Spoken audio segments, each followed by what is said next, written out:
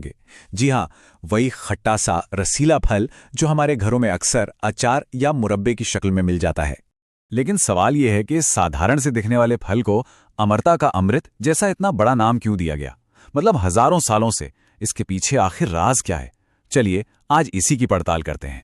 तो चलिए शुरू करते हैं, पर्दा उठाते हैं इस प्राचीन सुपर फ्रूट के रहस्यों से और मिलते हैं आयुर्वेद के इस अमृत आमलकी से। आयुर्वेद के जो पुराने ग्रंथ हैं ना, उनमें एक श्लोक आता है, अग्र आमलकम वयः स्थापना नाम। इसका सीधा सा मतलब है कि उम्र को थामने वाली यानी एंटी एजिंग जड़ी बूटियों में आमलकी को सर्वश्रेष्ठ माना गया है, सबसे बेस्ट। तो देखिए, कहानी की शुरुआत ही कितनी दमदार। लेकिन इसके गुणों में और गहरे उतरने से पहले आइए जरा इस पौधे को तो समझ लें। ये उगता कहाँ है, दिखता कैसा है? तो देखिए, साइंटिफिक भाषा में आमलकी का नाम है एम्ब्लिका ऑफिशिनालिस।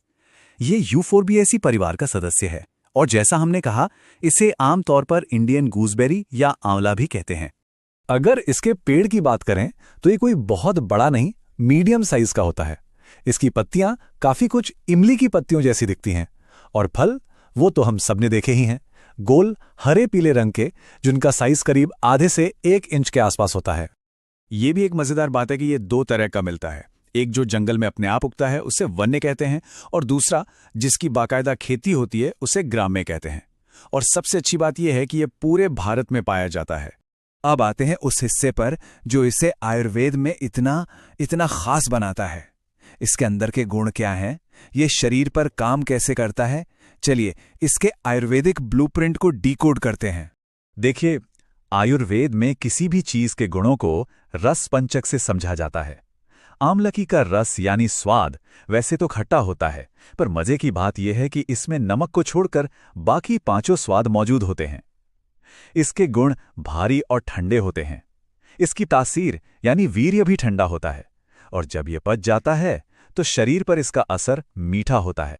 और इन्हीं सारे गुणों की वजह से ना, आमलकी एक बहुत ही रेयर, एक दुर्लभ त्रिदोषनाशक जड़ी बूटी बन जाती है। इसका मतलब है कि ये शरीर के तीनों दोषों वात, पित्त और कफ को बैलेंस करती है। ऐसी चीजें प्रकृति में सच में बहुत कम मिलती हैं। हालांकि ये तीनों दोषों को शांत करती है, पर जैसा कि ये चार्ट भी दिखा रहा है, इसका सबसे ज्यादा असर पित्त दोष को शांत करने में होता है। अपनी ठंडी तासीर की वजह से ये शरीर की बढ़ी हुई गर्मी को बैलेंस करने के लिए एकदम बेहतरीन है। तो चलिए अब देखते हैं कि इस प्राचीन ज्ञान का इस्तेमाल किन मशहूर आयुर्वेदिक दवाओं में होता है और आज की साइंस इसके बारे में क्या कहती है। च्यवनप्राश नाम तो सबने सुना ही होगा। आमलकी उसका सबसे मुख्य घटक है। इसके अलावा ब्रह्म रसायन, आमलक्यादि चूर्ण और धात्री लौह जैसी न जाने कितनी शक्तिशाली औषधियों की ये जान है। लेकिन इसमें ऐसा है क्या जो इसे इतना पावरफुल बनाता है? चलिए एक छोटी सी तुलना करते हैं। संतरे को विटामिन सी का बहुत अच्छा सोर्स माना जाता है ना? तो क्या लगता है आंवले में संतरे से कितना ज्यादा विटामिन सी होगा? जवाब आपको चौंका देगा। आमलकी में एक संतरे के मुकाबले 20 गुना ज्यादा विटामिन सी होता है। जी हां, 20 गुना। ये बात इसे विटामिन सी के सबसे अमीर नेचुरल सोर्सेज में से एक बना देती है। पर इसकी ताकत सिर्फ विटामिन सी तक ही नहीं है।